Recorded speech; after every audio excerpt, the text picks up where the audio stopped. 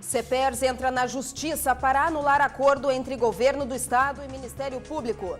Ministra dos Direitos Humanos visita Presídio Central e você vai ver também. De idosos que funcionava de forma irregular é interditada em Canoas. Começa amanhã a campanha de vacinação contra a gripe. A meta do estado é imunizar 1.900.000 pessoas. Veja ainda ao vivo, o economista fala sobre as mudanças na aplicação mais tradicional do país, a caderneta de poupança. Confira ainda a previsão do tempo para o final de semana, agora no Ubra Notícias.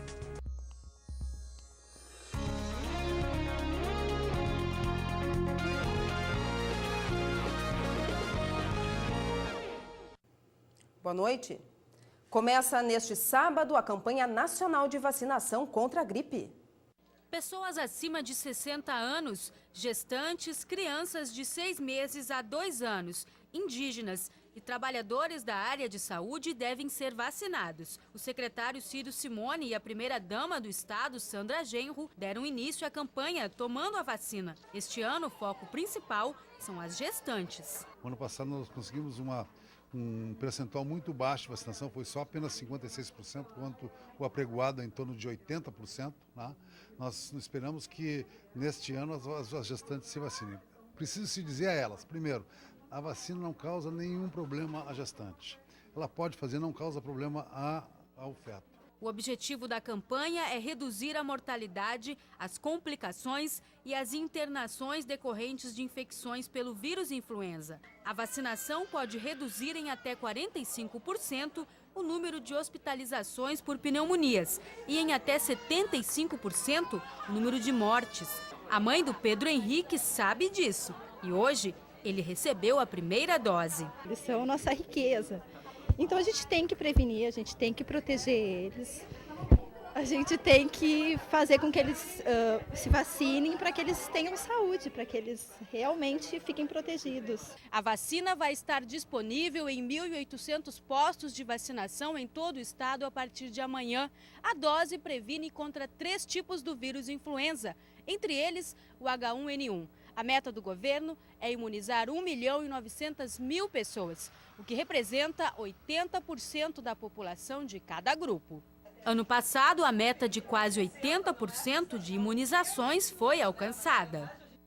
A ministra dos Direitos Humanos, Maria do Rosário, fez uma vistoria no Presídio Central em Porto Alegre nesta sexta-feira. A ministra chegou em uma van junto com uma comitiva de 10 veículos por volta das 10h30 da manhã. Acompanhada por autoridades estaduais e federais e escoltada por policiais militares, Maria do Rosário percorreu as galerias. O acesso da imprensa não foi autorizado. A vistoria durou em torno de 1 hora e ela não deu entrevista no local. Inaugurado há 53 anos, o Central tem quase 4.600 presos, mais do que o dobro da capacidade. Nesta quinta-feira, um laudo elaborado pela OAB do Rio Grande do Sul e pelos Conselhos Regionais de Medicina e de Engenharia foi entregue ao secretário da Segurança, Ayrton Michels. Ele garantiu que em 15 dias será apresentado o cronograma de ações adotadas para solucionar os problemas apontados pelas entidades. Desde o dia 1º deste mês, os condenados não podem mais ser encaminhados ao Central, por determinação da Vara de Execuções Criminais. Após a vistoria no Presídio Central, a comitiva seguiu para conferir as obras na penitenciária estadual de Arroio dos Ratos. A construção deve ser concluída em junho e a ministra avaliou que as 600 vagas representam um passo para a retirada dos detentos do Central.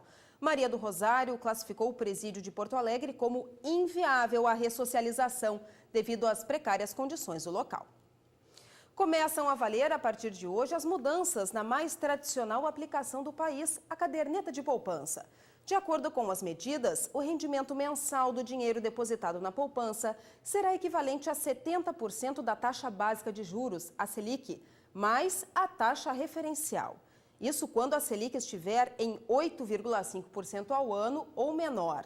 Se a taxa for maior que 8,5%, o rendimento continua como antes, de 0,5% ao mês, mais a variação da taxa referencial.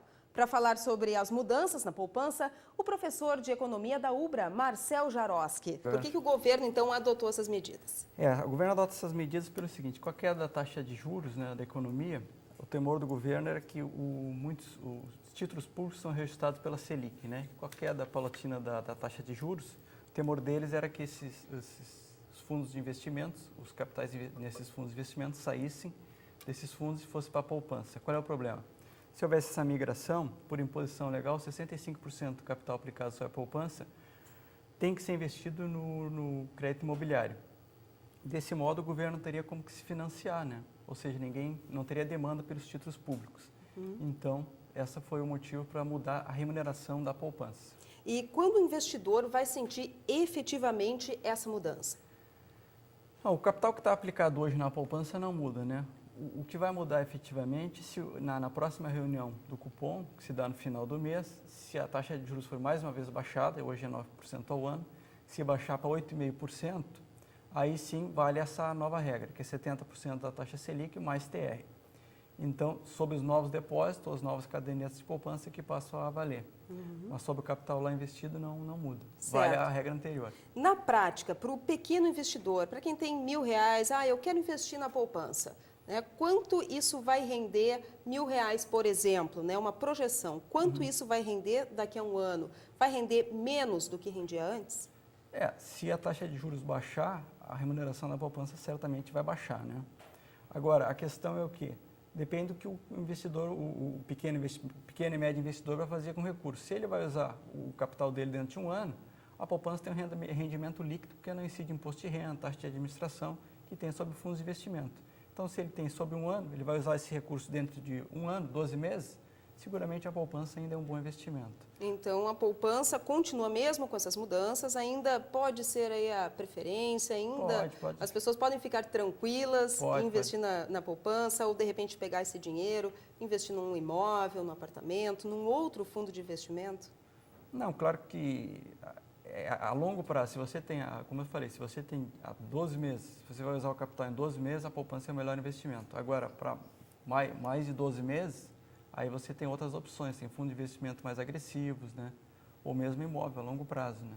Mas aí depende do prazo que você quer aplicar o recurso. Tá certo. A curto prazo, a poupança continua sendo um bom investimento. Poupança continua sendo, então, o melhor investimento. Muito obrigada, professor, e até uma próxima. Obrigado, eu agradeço.